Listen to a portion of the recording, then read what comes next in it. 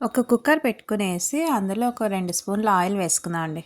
Oil వేడెక్కిన తర్వాత సన్నగా కట్ చేసి పెట్టుకున్న ఆనియన్, కరివేపాకు. ఆనియన్ బాగా వేగిన తర్వాత ఒకటి మీడియం సైజ్ టమాటో, అది కూడా ఇలా వేసుకునేసి బాగా మగ్గించుకుందాం అండి. ఇప్పుడు మసాలా కోసం అల్లం వెల్లుల్లి పేస్టు, కారానికి సరిపడా గ్రీన్ చిల్లీ, కొద్దిగా కొత్తిమీర, అలాగే కొద్దిగా పచ్చి కొబ్బరి అండి. ఇదంతా వేసుకునేసి మెత్తగా పేస్ట్ చేసుకుందాం. చూడండి, టమాటో కూడా బాగా మగ్గింది కదా. ఇప్పుడు పేస్ట్ చేసుకున్న మసాలా వేసుకుందాం అండి. ఇప్పుడు ఇదంతా పచ్చివాసన పోయేదాకా బాగా ఫ్రై చేసుకుందాం. ఇలా ఒక 2 నిమిషాల పాటు బాగా ఫ్రై చేసుకుని ఇప్పుడు మొలకొచ్చిన పెసలు వేసుకుందాం అండి. అలాగే సన్నగా కట్ చేసి పెట్టుకున్న క్యారెట్, ఆలుగడ్డ. మీరు కావాలంటే ఇందులో ఇంకా వంకాయ కూడా వేసుకోవచ్చు, బాగుంటుంది. నా దగ్గర లేదు కాబట్టి నేను ఇంకా క్యారెట్, ఆలుగడ్డ తీసుకున్నాను.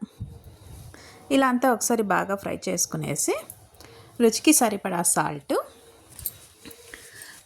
అలాగే 1 స్పూన్ పసుపు, 1 స్పూన్ ధనియా పౌడర్, ఇదంతా వేసుకొని ఒకసారి బాగా కలుపుకుందాం అండి. ఇలా అంతా బాగా కలుపుకునేసి వాటర్ వేసుకుందాం. మనకి గ్రేవీ ఎంత కావాలో అంత వాటర్ వేసుకుందాం అండి. మరి ఎక్కువగా వాటర్ వద్దు, ఒక 1 కప్ అంత వాటర్ వేసుకుంటే మనకి గ్రేవీ కరెక్ట్గా ఉంటుంది. ఇదంతా బాగా ఇలా ఫ్రై అయింది కదా. ఇప్పుడు ఇందాక ఈ మిక్సీ జార్లోనే వాటర్ వేసుకున్నానండి.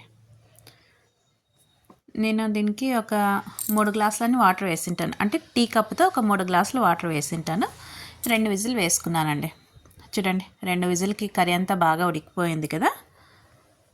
పెసలు, క్యారెట్, ఆలుగడ్డ అంతా బాగా ఉడికేసింది.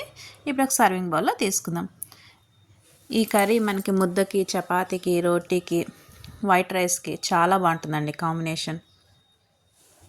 మొలకొచ్చిన పెసల కూర అయితే రెడీ అయింది. మీకు ఈ వీడియో లైక్ అయితే లైక్ చేయండి, షేర్ చేయండి.